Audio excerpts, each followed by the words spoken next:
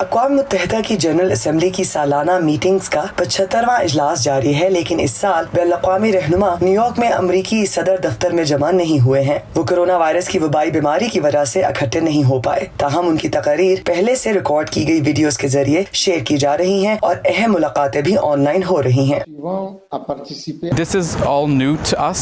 ہمارے لیے یہ سب نیا ہے۔ ورچوئل فارمیٹ میں جانے کا خیال اقوام متحدہ میں بالکل اسی طرح نیا ہے جیسے یہ پوری دنیا کے لیے نیا ہے۔ ہم مارچ سے ہی اپنے طریقہ کار پر کام کر رہے ہیں اور جیسے جیسے لوگ ٹیکنالوجی سے متعارف ہو رہے ہیں اس میں بہتری ہو رہی ہے۔ More familiar with the technology. لیکن ورچوئل فارمیٹس اقوام متحدہ اور دیگر تنظیموں کو سائبر سیکیورٹی حملوں کے خطرات سے دوچار کر رہے ہیں۔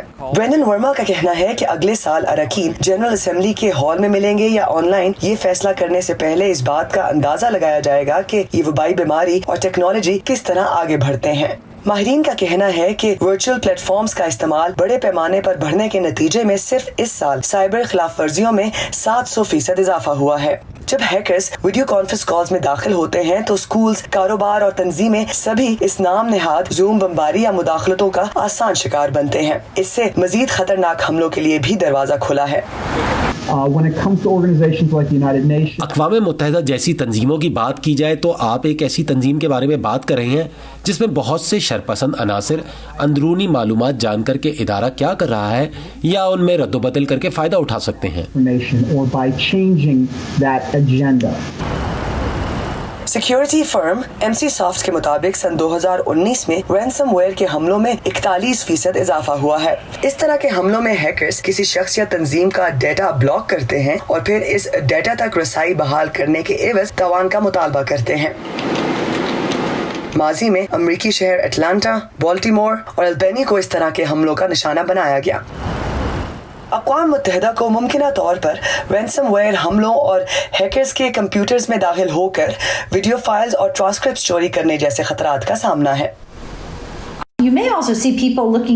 آپ یہ بھی دیکھ سکتے ہیں کہ لوگ غلط معلومات پھیلانے کے لیے بھی کسی ویڈیو کو ایڈٹ کر سکتے ہیں۔ آپ ان دنوں لوگوں کو اپنے سیاسی ایجنڈے کے لیے ویڈیو میں ترمیم یا ایڈیٹنگ کر کے استعمال کرنے کی کوشش کرتے ہوئے دیکھ رہے ہیں۔ یہ ایک طرح سے ان اہم مسائل کو اجاگر کر رہا ہے جن سے اقوام متحدہ نمٹ رہی ہے، اور میں غلط معلومات کے استعمال میں ممکنہ اضافے پر بھی نظر رکھوں گی۔ لیکن کون ایسے حملے کرے گا اور کیوں؟ مجھے نہیں لگتا کہ آپ داعش یا القاعدہ کو انٹرنیٹ استعمال کر کے اقوام متحدہ کو نقصان پہنچاتے دیکھیں گے، لیکن یہاں مختلف ملکوں سے ریاستی یا ریاستی سرپرستی کے حامل عناصر ہیں جو کہ اقوام متحدہ کے امور میں حاوی ہونے یا فائدہ اٹھانے کی کوشش میں یا تو اس کی داخلی معلومات تک رسائی حاصل کر سکتے ہیں یا پھر آن لائن ہونے والے واقعات میں رد و بدل کر سکتے ہیں۔ برینڈن ورما کا کہنا ہے کہ اگلے سال اراکین جنرل اسمبلی کے ہال میں ملیں گے یا آن لائن، یہ فیصلہ کرنے سے پہلے اس بات کا اندازہ لگایا جائے گا کہ یہ وبائی بیماری اور ٹیکنالوجی کس طرح آگے بڑھتے ہیں۔ ہم یہ دیکھ کر اپنا طریقہ کار وضع کریں گے کہ اقوام متحدہ اور دنیا بھر کے انسانوں کے لیے کیا بہتر ہے۔ لیکن فی الحال وہ اس سال کے آن لائن اجلاس کو محفوظ رکھنے پر کام کر رہے ہیں۔ ایرن فیڈور کے ساتھ ایرم عباسی، وائس آف امریکہ۔